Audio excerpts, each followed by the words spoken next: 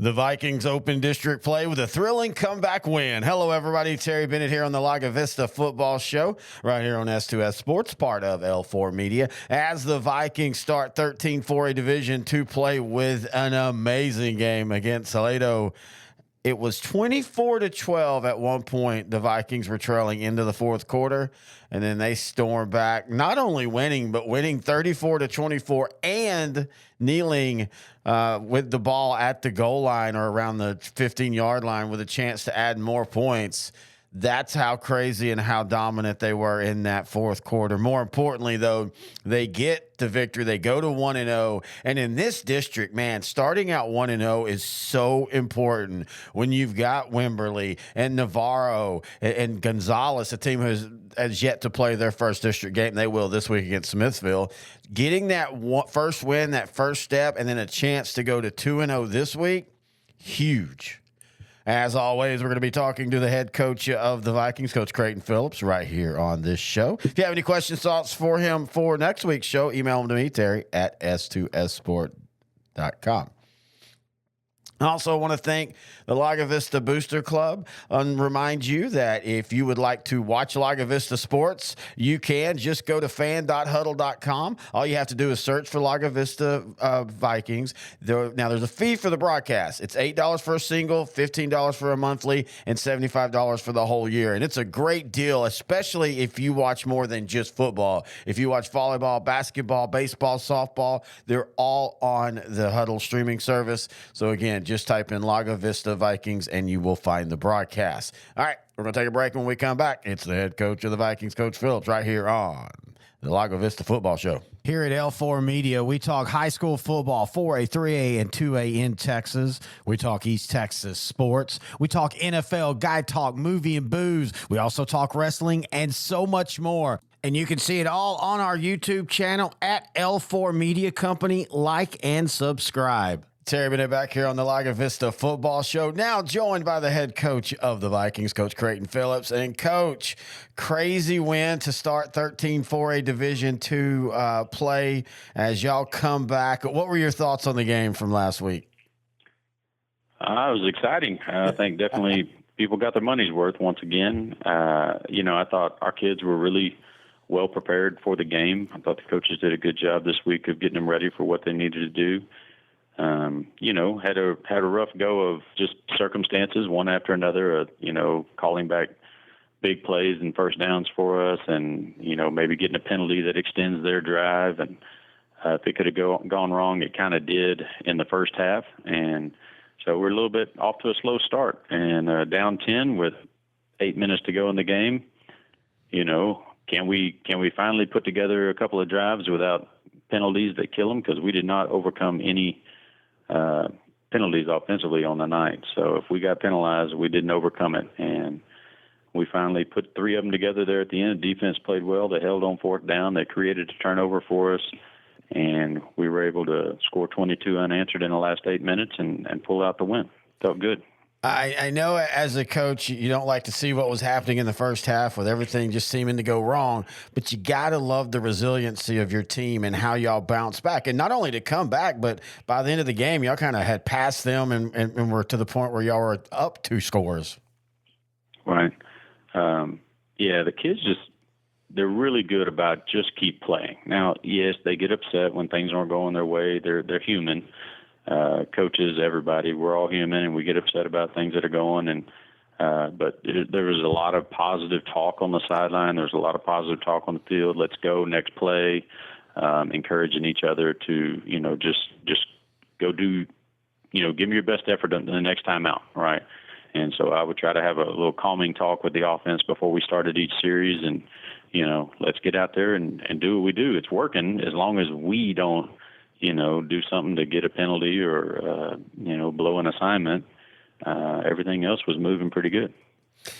As a coach and as a coaching staff, when you go in at halftime and you're down, are you the rah-rah type, or are you more of the, let's just figure out some adjustments, or do you read it depending on the moment? It's a moment thing. What is the reason that we're not winning right now? If it's, some execution, is it teaching? Because I don't think there's any teachers at the high school that scream the information to the kids and try to get them to understand it that way. Or is it motivation? If it's motivation, yeah, we'll rah, get into them. You can do it, believe in yourself and go get it. But if it's teaching, then it's just teaching. And it's, hey, guys, we're fine. I know the score isn't what we want it to be. Here's what we're going to do in the second half. Everybody's cool, calm, and collected. Everybody understands. And let's get out there and make this happen. And that was really the approach Friday night. There wasn't any big halftime, win one for the Gipper speech. It was just, this is what's happened. This is what needs to happen. This is what we're going to do in the second half, and let's go do it. And they got it. And so it looked a lot better in the second half. Well, speaking of looking a lot better, as a coach, you have to balance out we came back and, that's great. We're 1-0 in district, but we also have to examine how we got into that hole as well. Is that something you have to do as a coach? For sure. You have to control the things that you can control, yeah. Which not everything is under your control. But the mistakes that we made that were on us, those were points of emphasis this week. In team meetings, during practice, we practiced scenarios that needed to be cleaned up. And, just each week you want to be a more intelligent football team. And, a lot of times you teach after the mistake. You'd like to teach as much stuff as possible ahead of time. But, if anybody that has kids understands that kids are going to run into that wall before they learn most of the time. And so sometimes you have to have the hard lesson first, and then you understand later. They don't always pick it up the first time. And I think that happens with us as coaches as well. Oh, yeah, we forgot to talk about this, or we hadn't taught them this yet. And so anything that comes up in a game that hadn't been covered or maybe needs to be reiterated, that's the focus during the next week to not repeat those mistakes next time out. Week 2 of district, you go on the road to take on the Gerald Cougars. They're 4-1, 1-0 in district. There's 3 teams that are 1-0 in district after week 1. And I mean, you get the win this week. I mean, you're putting yourself up above a couple levels when it comes to that playoff race and seeding. I think so. I think starting out 2-0 puts you in a good spot where, the wins needed to make the playoffs after that point is a little bit easier to encompass or to accomplish. But I think, it's one of those things where we want to be the district champ. And so you start off 1-0, you got to focus on that next week. You can't worry about what's happening 3, 4, 5 weeks down the road. It is all your energies to make it happen again this week and then repeat the process. When you look at the Cougars, a new system, new coach, what are your thoughts on them? Well, they're athletic. They got some good size. They've moved to the slot T. Coach Hare, who actually used to be at Lago Vista, is in his first year there, and they're doing a really good job for a first-year program in that system. He's got them moving really good, and so they're going to be tough to handle. Of course, they're 4-1 as well, so they feel good about what they're doing. I think that goes a lot. Coach Hare and I talked a little bit in the last couple of weeks, and doing something new and starting off successful really helps you put that stuff into place because the kids will believe in it. If you do something new and you're not successful, sometimes it's tough to get the kids to really buy in. But I think he's done a good job there with the buy-in of the kids. They're executing what they're doing at a pretty high level. And they've got kids that can score. They've got a speedy running back, quarterback's fast. He throws the ball pretty good. Defensively, they're just sound. They're really sound. They're bend but don't break kind of defense. So they're going to try to keep it all in front, make you run to where their unblocked player is, and hope that guy makes the tackle. So it'll be a good challenge this week. After the first week of district, and of course Gonzalez had to bye, any surprises, or what were your overall thoughts of the first week of district play? Other than our game, I felt like it probably panned out the way that it should. I think our game, the final score was okay. It was how we got there was a little nerve-wracking, I guess. But, the people that won and the people that didn't, it was kind of the one that was picked to win won and the one that, didn't. And so I think we're probably sitting where we ought to be. There hadn't really been any surprises as of yet. I think there's going to be some interesting matchups. Some things that, to continue to follow Salado and see how they do with a couple of teams in district. It will be interesting to me to see what we're up against, next. So I think they're a pretty good litmus test to show us what's coming in the future. Well, especially with them taking on Navarro this week. And Navarro, of course, record-wise is down, and Wimberley beat them. But if you look at who Navarro has lost to, including Wimberley, they've lost to some pretty solid programs. Yeah, that's part of being Navarro, right? You're a successful year in and year out, and so the people that are willing to play you in the preseason are usually really quality programs. So I think they're struggling a little bit this year from what I've heard. I haven't had a chance to see him yet. I know they have the coach's son as their running back, and he's humongous.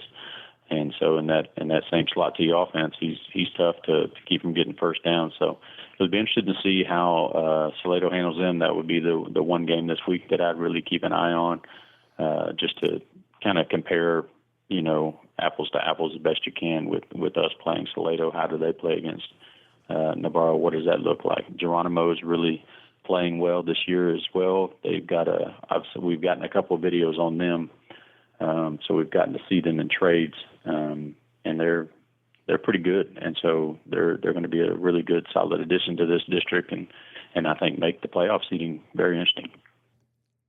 Do you have a kid that plays sports? Are you yourself a weekend warrior? Then I'm going to tell you something. Check out NeuroGuardPlus.com. That's NEURO GuardPlus.com.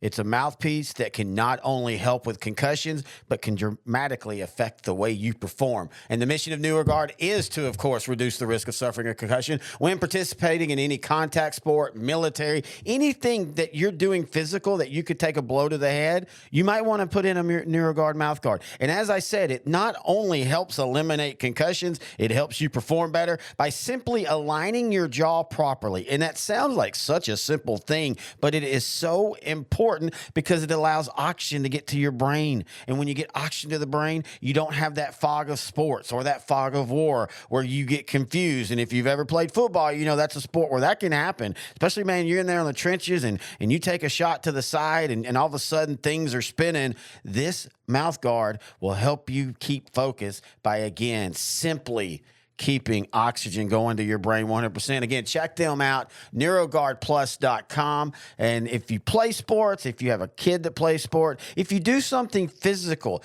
one of the things that Dr. Hutchinson, the creator of this, was talking about was some people will use it when they're doing yard work and when they're mowing and things like that, where they're being physically active because they know it helps align their jaw and it keeps oxygen going to the brain, which also helps your lungs, by the way, when you can have full breath every time as you're performing. So again, check them out, NeuroGuardPlus.com. Hi, I'm Josh Bell with the Miami Marlins. I wear NeuroGuard to help with strength and coordination when I'm in the weight room and help with balance when I'm on the baseball. As always, we want to thank the head coach, Coach Phillips, for joining us here. Now, at the very end, he was actually talking about Gonzalez. He said Navarro or Geronimo, but he meant Gonzalez, and he's right. They are going to be – they're the interesting team into this group, The last couple of years since Lago Vista has been up in 4A Division II, Gerald and Wimberley and Navarro and Lago Vista were together. And then you had Austin Achieve and New Tech Manor. And now with Gonzalez and Salado and Smithfield, I know Smithfield's 0-5, but Smithfield's, I still think they're better than Austin Achieve. Salado's going through a transition from coaching, but they're going to be good, as you could tell last week. But Gonzalez, that's the team, that's the interesting one. On the year, they're 2-2. Their losses, they start out the year 0-2. They lost to Central Catholic 48-19. They lost to a really good 3A Hallettsville 14-7. Then they beat Marion 23-6 and Pleasanton 2 weeks ago 34-14. They had a bye week. They start district play this week against Smithfield. And then, of course, Lago Vista and Gonzalez play next week. So it's going to be interesting to see how they assimilate into what is, I still think, the top four of Lago Vista, Navarro, Wimberley, and Gerald. And, of course, Navarro has struggled this year, but a lot of it's who they've played. Yeah, they're down, don't get me wrong, but they're still a team that you don't want to face. That run game, that slot T, Coach Blunt, and that they still know how to grind you out. And so it's still going to be a tough win if you're going to get the win from them. Again, if you have any questions, thoughts, or comments, just email me, Terry@S2Ssport.com. It all counts now. This is the fun part of the year. Again, being 1-0 in district is so important. And then if you can get the win this week and be 2-0, you're guaranteed to be at least tied for first place. And more importantly, you start knocking down the amount of games you need to win to get to the playoffs. And you're talking about seeding at this point, because for Lago Vista, we all know it's not just about making the playoffs. It's about getting a good seed so you have a better path for the state championship weekend. All right, that's going to do it for this week. We'll talk next week right here on the Lago Vista Football Show on S2S Sports, part of L4 Media.